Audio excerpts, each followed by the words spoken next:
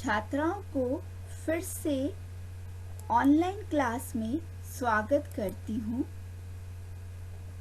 Organic chemistry में लगभग पूरा सिलेबस हो चुका है।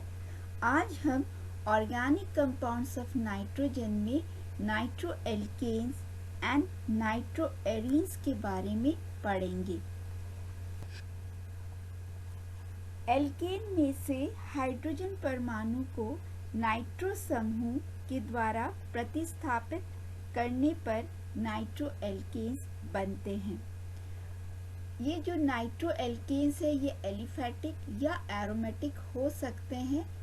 जब नाइट्रो ग्रुप एल्काइल ग्रुप के साथ जुड़ा हुआ होता है तो वो एलिफैटिक कंपाउंड बनेगा, और जब वो एराइल ग्रुप के साथ जुड़ा हुआ होता है तो वो एरोमेटिक कंपाउंड बनेगा।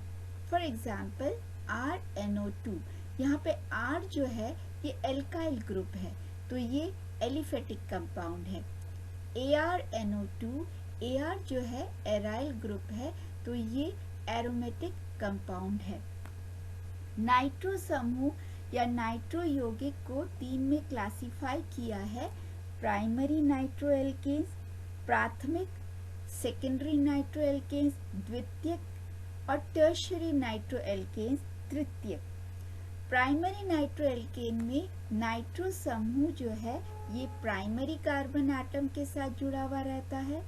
सेकेंडरी नाइट्रो एल्केन में नाइट्रो समूह सेकेंडरी कार्बन एटम के साथ जुड़ा रहता है, और टर्शियरी नाइट्रो एल्केन्स में नाइट्रो समूह टर्शियरी कार्बन एटम के साथ जुड़ा हुआ रहता है। इनके एग्जाम्पल ये बताए गए हैं।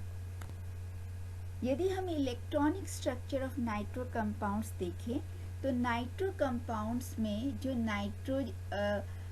नाइट्रो जो फंक्शनल ग्रुप है उसमें जो नाइट्रोजन है ये 2 ऑक्सीजन एटम के साथ जुड़ा हुआ रहता है।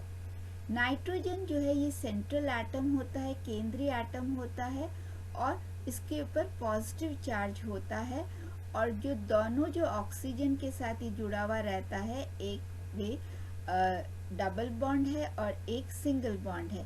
इलेक्ट्रॉन जो है ये दोनों ऑक्सीजन के ऊपर डीलोकलाइज्ड होता है, और इसका जब हम रेजोनेंस हाइब्रिड स्ट्रक्चर देखें तो हम इसको इस तरह से प्रदर्शित करते हैं। तो ये इसके अंदर जो है डाइपोल डेवलप होता है, एक पॉजिटिव चार्ज और एक नेगेटिव चार्ज होता है।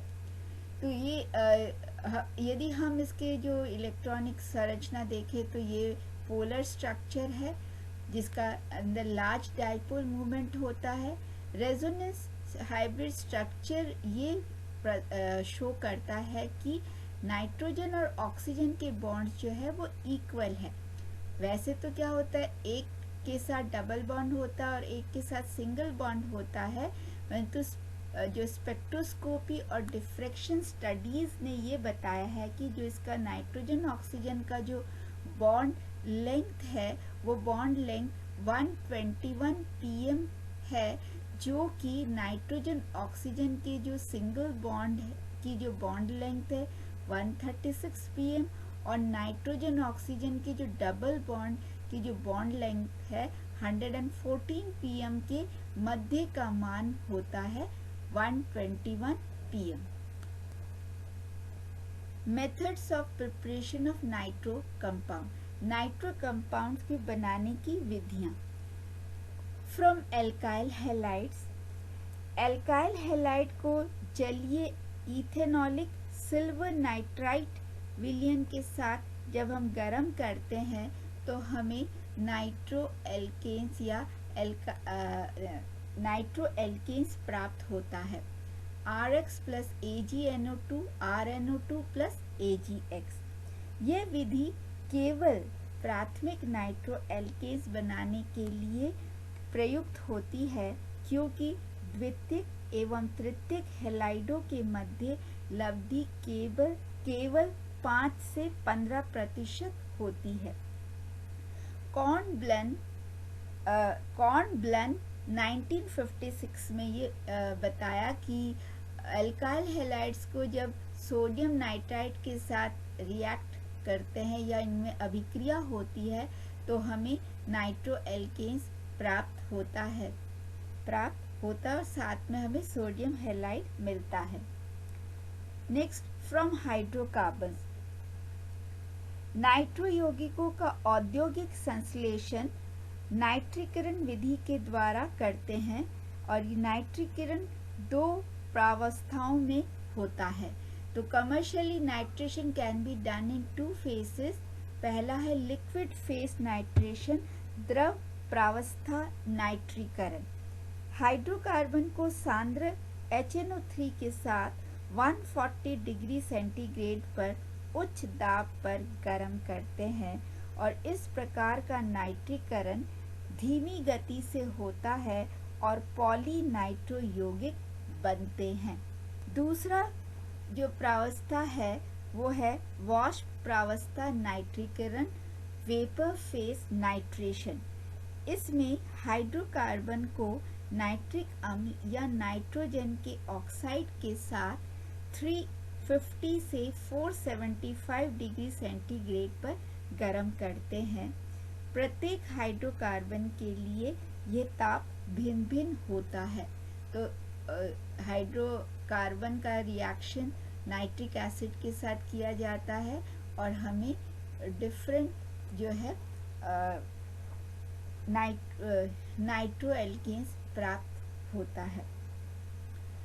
फ्रॉम टर्शरी एल्काइल अमीन्स, तृतीयक एल्काइल अमीन का पोटेशियम परमैंगनेट के साथ ऑक्सीकरण करने पर तृतीयक या टर्शरी नाइट्रो यौगिक प्राप्त होता है।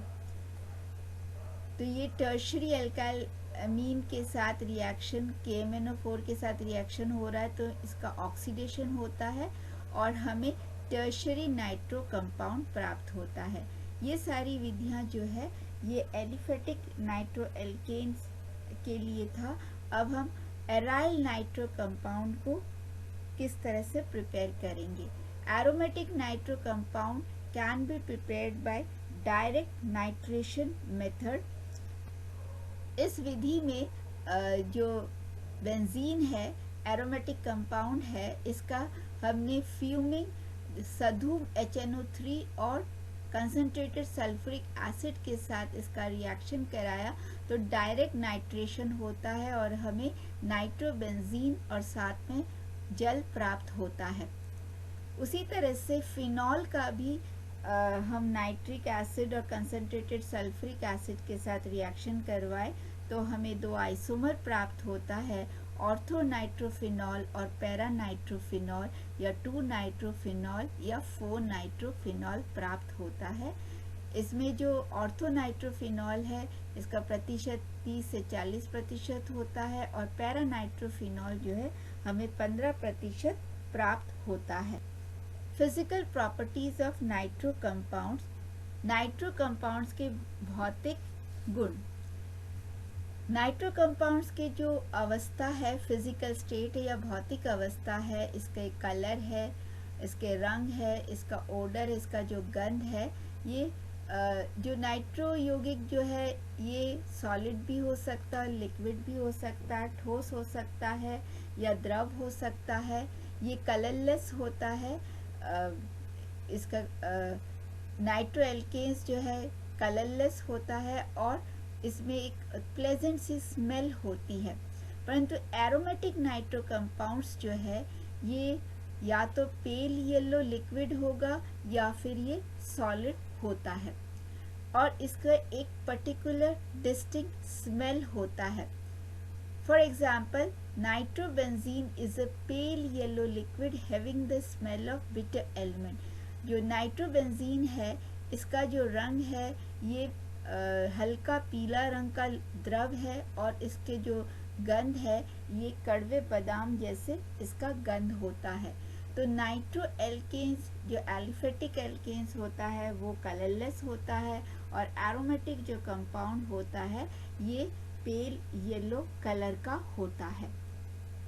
बॉइलिंग पॉइंट, नाइट्रो एल्केन्स और नाइट्रो एरीन्स, इन दोनों जो यौगिक है ये दोनों यौगिक जो है ध्रुवीय यौगिक होता है। ये हाईली पोलर कंपाउंड्स होते हैं और ध्रुवीय यौगिक होने के कारण इनमें स्ट्रॉन्ग डाइपोल डाइपोल इंटरैक्शन होता है और जिसके कारण इसे उच्च जो है बॉइलिंग पॉइंट, इनमें उच्च बॉइलिंग पॉइंट पाया जाता है।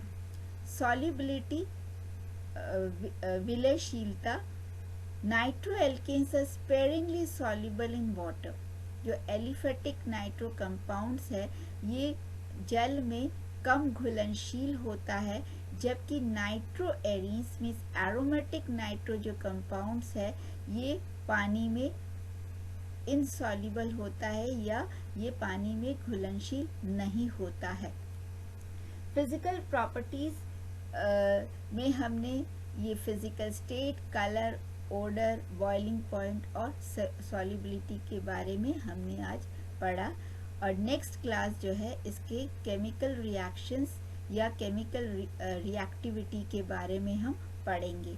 आज हम यहीं तक पढ़ेंगे। Thank you.